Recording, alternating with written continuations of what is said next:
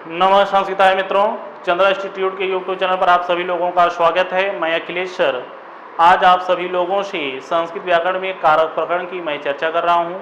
कारक प्रकरण में मैं आपसे सप्तमी विभक्ति की चर्चा कर रहा हूँ। सप्तमी विभक्ति में अगला आपका वार्तिक है साध्व साध प्रयोगे च। साध्व साधो प्रयोगे च।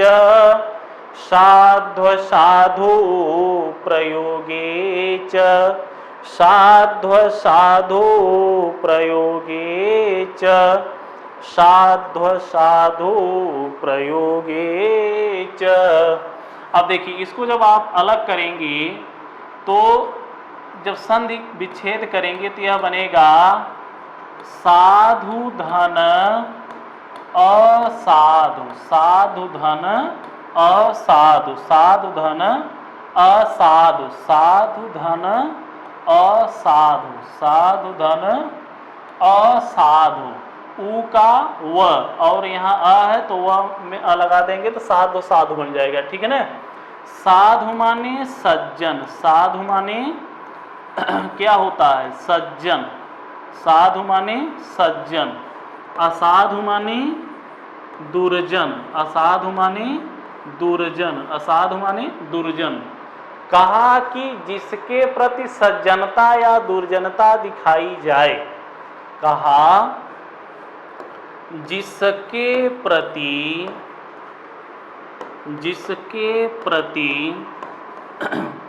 सज्जनता या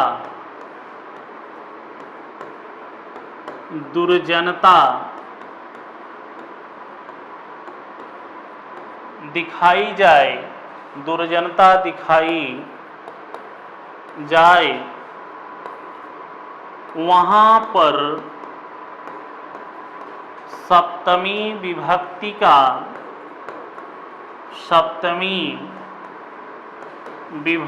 का प्रयोग करते हैं। सप्तमी विभक्ति का प्रयोग करते हैं।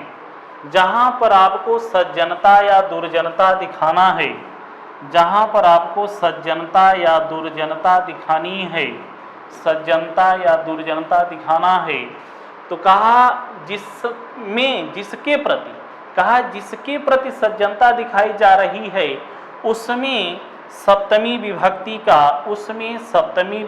का प्रयोग करते हैं। जैसे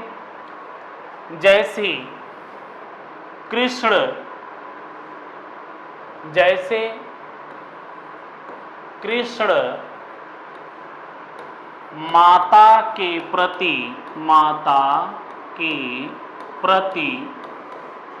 सज्जन हैं। कृष्ण माता के प्रति क्या हैं? सज्जन।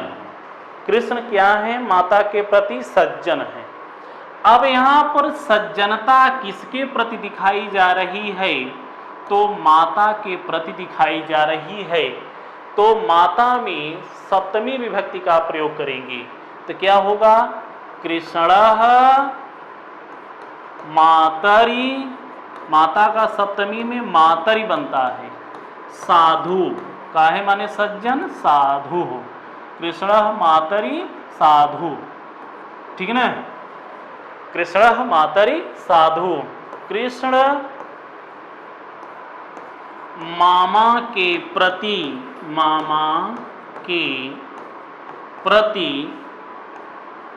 दुर्जन हैं। कृष्ण मामा के प्रति क्या है? दुर्जन हैं। कृष्ण मामा के प्रति क्या है? दुर्जन हैं। कृष्णः काहे माने मामा? मातुल। तो मातुल का सप्तमी मातुले।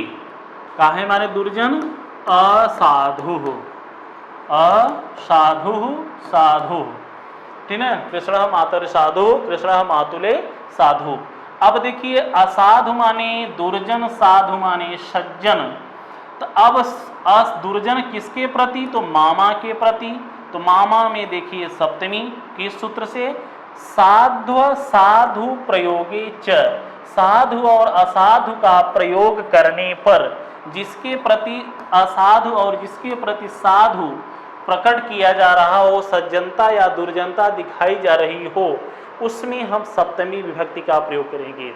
ध्यान रखिएगा, कहीं अगर वाक्य में आपकी परीक्षा में साधु लिखा हो, असाधु लिखा हो, तो समझ जाइएगा कि यहाँ पर साधु साधु प्रयोगे च सूत्र का प्रयोग किया गया है।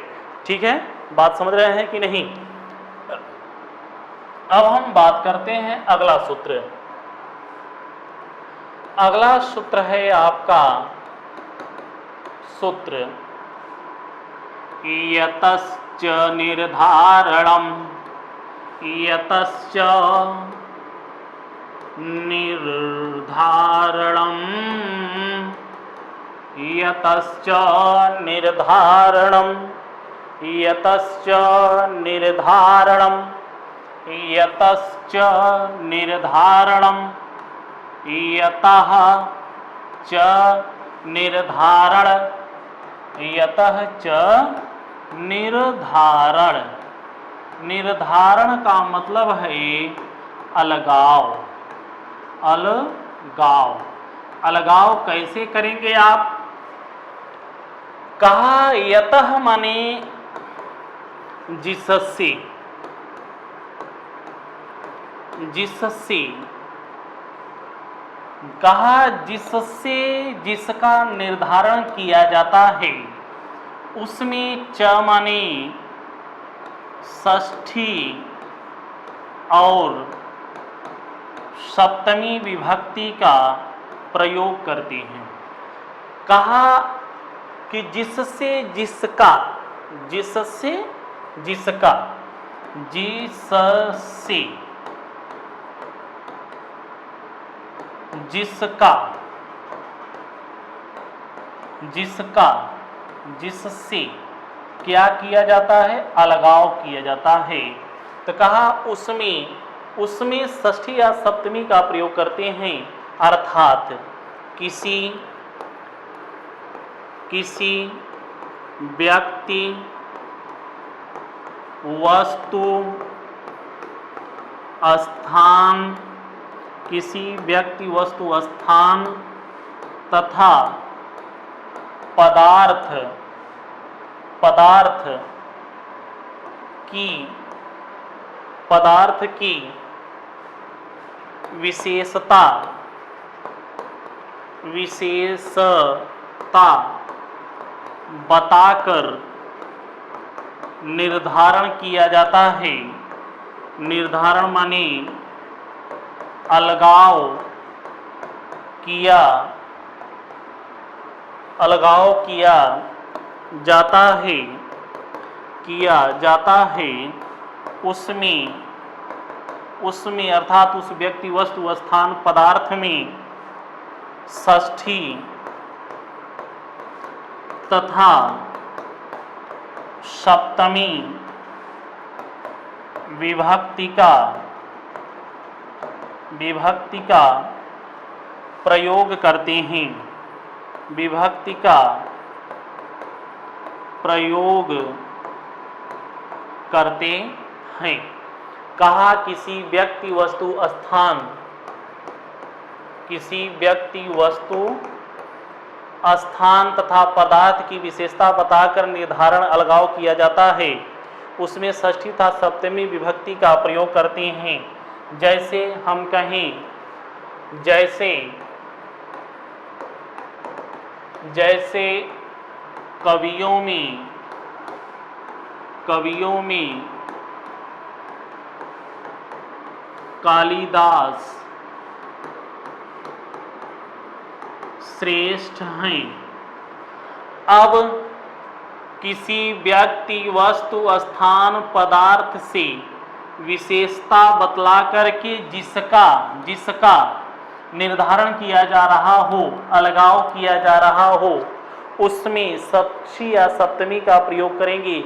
तो जिससे अलगाव किया जा रहा हो, क्या करके? विशेषता बतला करके, अच्छाई या बुराई बता करके, विशेषता चाहे अच्छाई हो चाहे बुराई हो बता करके जिसका अलगाव किया जा रहा हो, जिससे, तो जिससे किया जा रहा हो, कहने का मतलब जिससे किया जा रहा हो, जिससे, तो जिससे किया जा रहा हो उसमें सप्तमी या षष्ठी विभक्ति का प्रयोग करते हैं, उसमें षष्ठी या सप्तमी विभक्ति का प्रयोग करते हैं। तो यहाँ कालिदास की विशेषता किससे बताई जा रही है? तो कवियों से बता करके कालिदास का निर्धारण किया जा रहा है, कालिदास का अलगाव किया जा रहा है। कहने का मतलब किसी ने पूछा कालिदास बहुत अच्छे हैं, कहा किससे अच्छे हैं? कहा कवियों से। कवियों में कालिदास बहुत अच्छे हैं। कहा नदियों में गंगा, कहा नदियों में गंगा श्रेष्ठ हैं, कहा नदियों में गंगा श्रेष्ठ हैं। बात समझ रहे हैं? कहा गायों में काली गाय बहुत दूध देती है, कहा गायों में काली गाय बहुत दूध देती है। अब यहाँ देखिए गंगा की विशेषता बताई जा रही है किससे? नदियों से। तो नदियों में षष्ठी सप्तमी। अब काली गाय क्या करती है? बहुत दूध देती है। तो बहुत दूध देती है काली गाय की विशेषता बताई जा रही है। तो किससे बताई जा रही है? गायों से बताई जा रही है। तो इन गायों में षष्ठी और सप्तमी का प्रयोग करेंगे। तो यहाँ कवियों में षष्ठी सप्तमी, तो कवि का सप्तमी और षष्ठी में क्या होगा? कवि नाम कवीषु, कवि नाम कवीषु वा कालिदासः श्रेष्ठः, कवि नाम कवीषु वा कालिदासः श्रेष्ठः। नदियों में गंगा श्रेष्ठ है, तो नदियों की सप्तमी नदी नाम नदीषु वा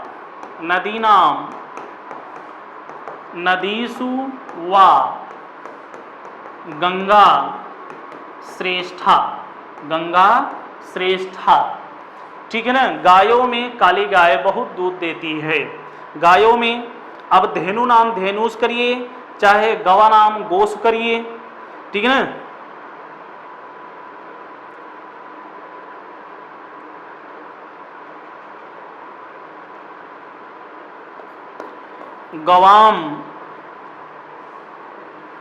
गवाम गोसु वा कृष्णा काली माँ, कृष्णा माने काली गाय, कृष्णा बहु क्षीरा। ठीक है ना? गवाम गोसु कृष्णा बहु क्षीरा, गवाम गोसु कृष्णा बहु क्षीरा। ठीक है ना?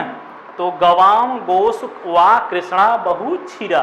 तो अब देखिए यहाँ पर काली गाय की विशेषता बताई जा रही है गायों से, गायों में षष्ठी सप्तमी। गंगा की विशेषता बताई जा रही है नदियों से, तो नदियों में षष्ठी सप्तमी। कालिदास की विशेषता बताई जा रही है कवियों में, तो कवियों में षष्ठी सप्तमी।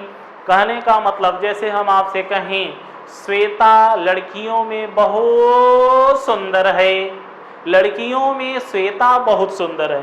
तो श्वेता की सुंदरता किससे बताई जा रही है? लड़कियों से बताई जा रही है।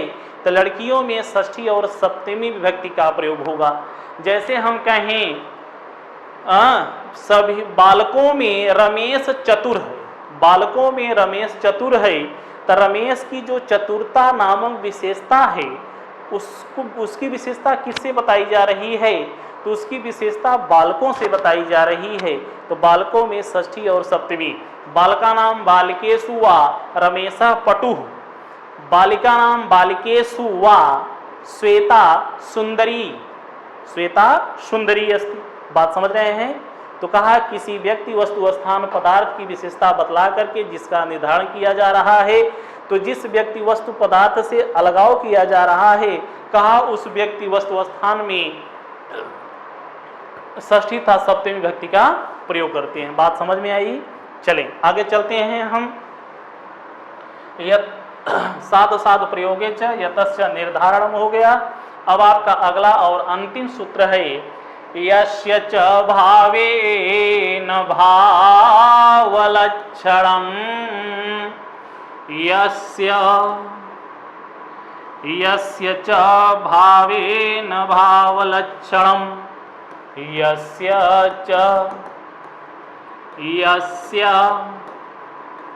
च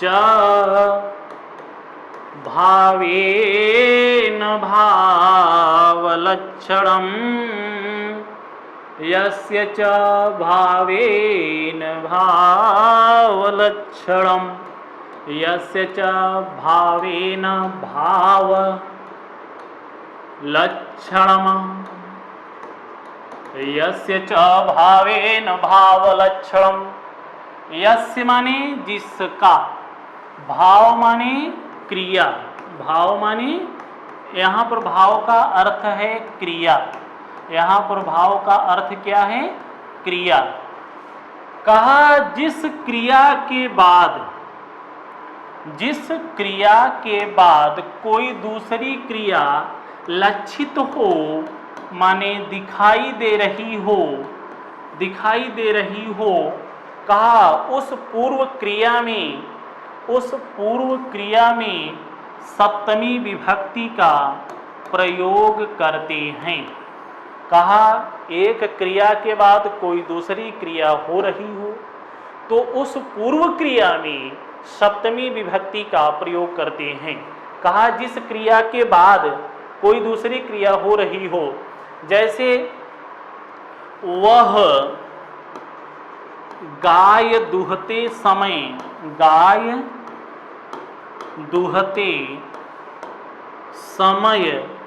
वह गाय दूहते समय गया, वह गाय दूहते समय गया।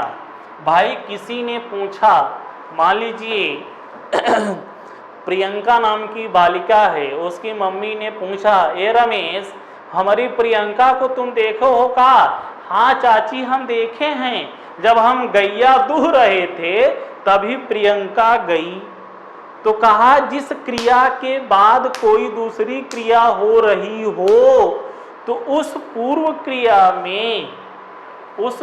क्रिया में हम सप्तमी विभक्ति का प्रयोग करते हैं।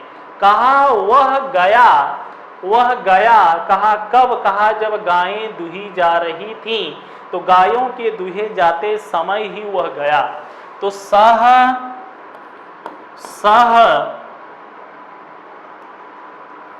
गोसु दुह्यमानासु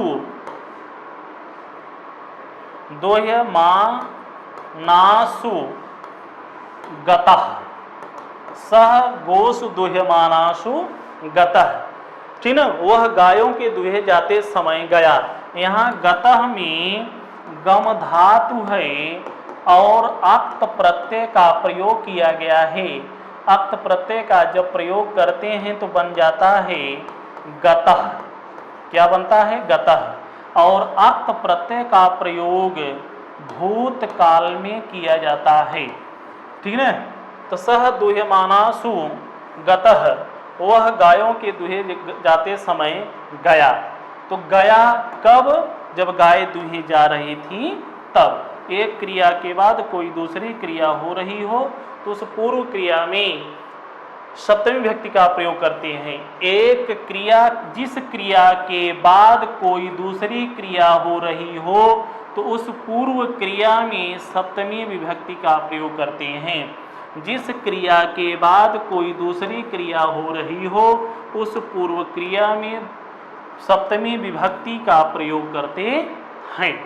जैसे वह नहाते समय गया, ठीक है, सह स्नानेषु गतः, वह स्नान करते समय गया, सह स्नाने गतः।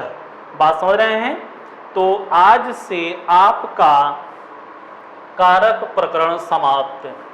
कारक प्रकरणम इति सिद्धम, कारक प्रकरणम इति सिद्धम। आज से आपका कारक प्रकरण समाप्त हो गया। बात समझ रहे हैं?